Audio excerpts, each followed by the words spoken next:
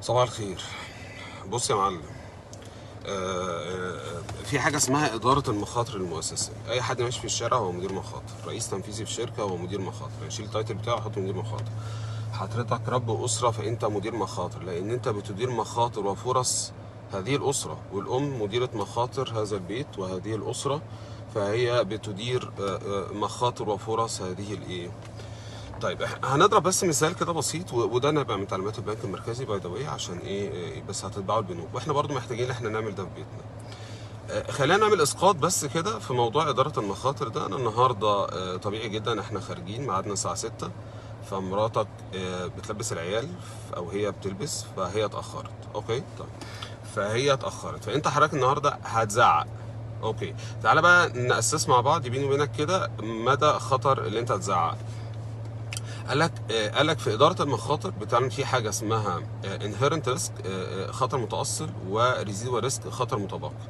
قال لك في خطر متاصل شيل كل كنترولز اللي انت بتعملها، شيل اي كنترول. انت عندك مخزن، شيل امين المخزن، شيل شيل الكاميرات، شيل الابواب. هل المخزن هيتسرق ولا لا؟ هل الموضوع ده فيه خطر متاصل ولا لا؟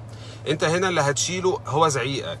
ليه؟ لان زعيقك ده كنترول باي ذا واي، يعني كنترول في المانجمنت اللي هي ايه، اكشن تيكن باي مانجمنت. فانت الكنترول، سماعه التليفون، الدايركشنز اللي انت بتقولها اسمها كنترول.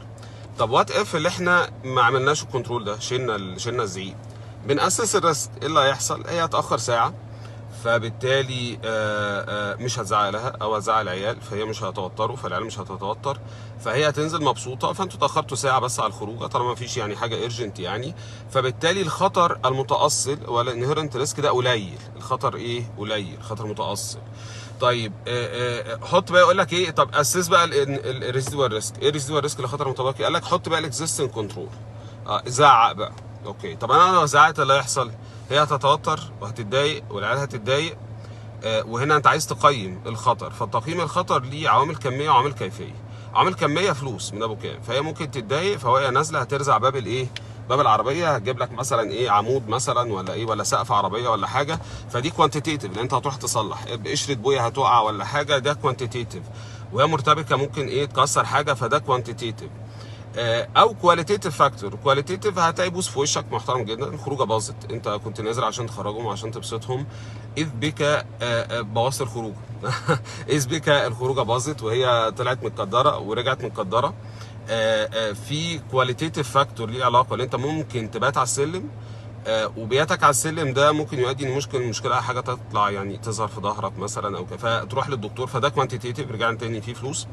فالمهم الشاهد من الموضوع اللي احنا لو طبقنا يعني الاي ار ام او الانتربرايز ريسك مانجمنت، اداره المخاطر المؤسسيه، والاسره دي مؤسسه في الاخر احنا بنديرها.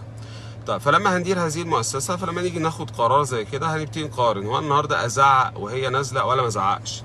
فهتلاقي سبحان الله الطبيعي ان الانهيرنت ريسك لو شلت كل الكنترولز انت ريسك عالي، وبعدين انت بتحط كنترول بتقلل الريسك شويه. اللي حصل هنا ايه؟ العكس بقى، اللي انت الانهيرنت ريسك عالي جدا، ان انت ايه، ان انت سوري قليل جدا. انت ما بتزعقش، فالريسك عادي، مفيش، قليل خالص. اول ما زعقت الريسك وريسك عالي، سبحان الله. فده بيقول لنا ايه الاكشن بلان، ايه بقى اللي احنا ما نزعقش. بضرب لهم مثل دايما كده، لما في عماره مثلا لسه بتتبني واحنا ماشيين كده، فلقيت ايه، في حد حاطط شبابيك حديد وباب مصفحه على الايه. طلعت فوق بفتح الباب لقيت شقه فاضيه، فبقول له انت ليه حاطط كل الكلام ده؟ قالك عشان ما تتسرقش. قلت له ما فيهاش حاجه تتسرق اصلا، هي ما فيهاش انهيرنت ريسك، ما فيهاش خطر متاصل عشان تتسرق. امال انت عملته ده كله ايه؟ الريزيدوال ريسك عالي في شكل ايه، اللي هو خطر متبقي، اللي انت هدرت فلوس، انت عملت كل المصاريف ده على الفاضي، انت عملت الزعيق ده على الفاضي، في الاخر ايه الموضوع باظ. فده اللي تعليمات البنك المركزي برضو، بحيث ان احنا ايه نطبق اداره منهجه المخاطر في حياتنا الشخصيه، في حياتنا الزوجيه، لان دي من اهم المؤسسات اللي احنا عايشين فيها. فلو المؤسسه دي تم اداره مخاطرها بشكل صحيح، فبالتالي مش هندير ازماتها بشكل اللي احنا الناس تتطلق وزي ما نرجع تاني، هو مش عشان هو مش فاهماه وهي مش فاهمها.